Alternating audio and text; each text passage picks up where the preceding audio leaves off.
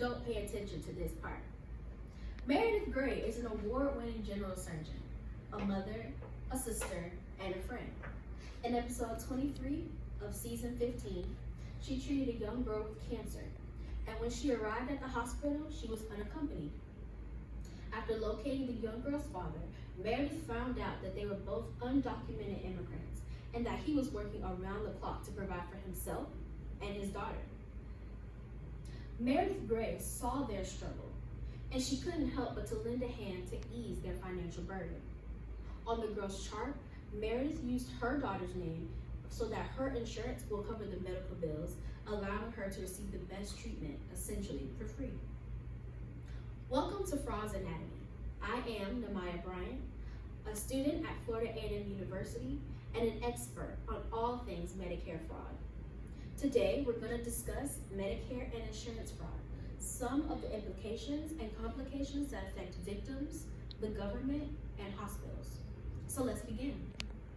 Medicare fraud is the act of knowingly submitting false claims and misrepresentations in order to receive federal health care payments which wouldn't have been received otherwise. From this definition, we can see that Meredith Gray submitted a false claim representing the young girl as her daughter. Meredith Gray has committed Medicare fraud. There are many ways to commit Medicare fraud, and these ways are considered schemes. Doctors can bill for services that they didn't provide, and they can bill at a higher rate. These are examples of a billing scheme. Another possible scheme is collusion, meaning that two parties are working together, usually to commit something illegal. Under the umbrella of collusion, there are kickbacks and bribes. Kickbacks are payments made by the person who facilitated a transaction, while a bribe is persuading someone to act in your favor in return for a gift or money, and both of these are illegal. Kickbacks and bribes come into place when doctors refer patients to different physicians and receive money in return for drumming up business for that physician. The last scheme involved with Medicare is recommended unnecessary procedures or products. With all these schemes, there's a certain level of motivation needed. This motivation can be explained by the fraud triangle. The fraud triangle is comprised of 3 points. Pressure. What is causing you to commit this fraud? Opportunity. What systems are in place that allow this fraud to happen? And rationalization. How do you make this fraud okay within yourself? Meredith Gray, her pressure involved a sick little girl who reminded her of her very own daughter. The opportunity was that Meredith Gray, as a doctor, has excellent insurance, and there was a system in place that allowed for Meredith to change the girl's name to her own daughter's name in the first place. Meredith felt that she was doing the right thing, and that's how she rationalized it within herself. Meredith Gray Medicare fraud is just like management fraud in many aspects. Management fraud is the altering of financial statements in order to make the company appear more profitable. And that's exactly what these doctors are doing in hospitals. The pressure is to make their hospital look more profitable, and that's what's causing the doctors and the higher-ups to commit this fraud. Their opportunity is that they have the ability to alter patients' records and charts to add services that haven't been provided or to change what was already provided.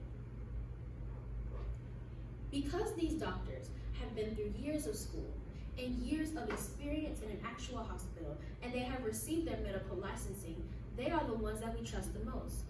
They understand this medical jargon that we have no idea what it means, and we trust and believe that they're providing us exactly what we need.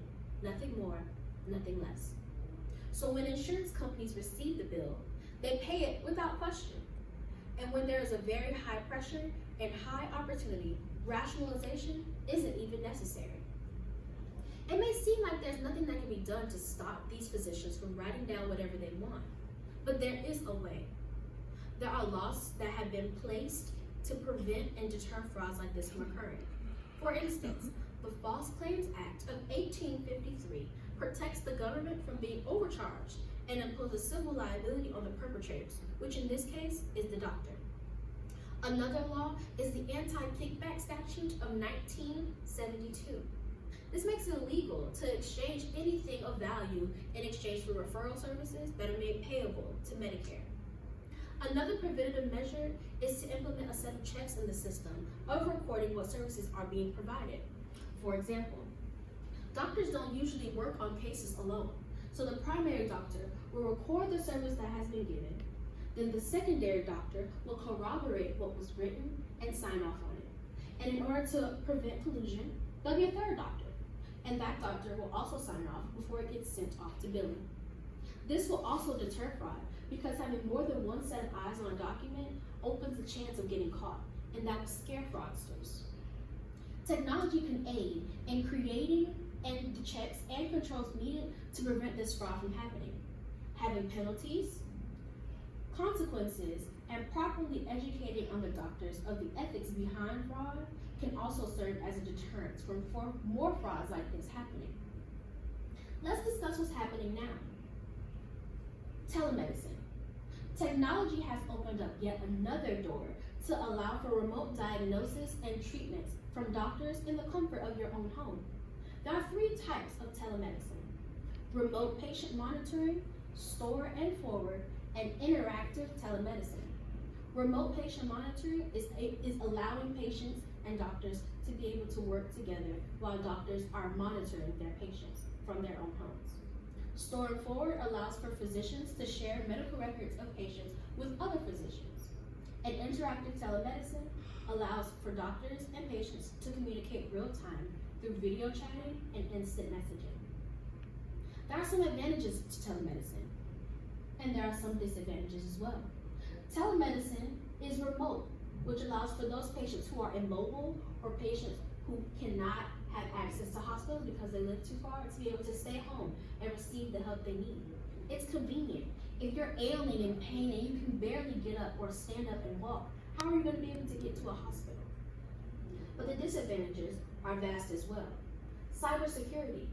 In an age where hackers are going through and taking information that they would have normally not had access to, HIPAA violations come into place, causing lawsuits and possible loss of Medicare licenses.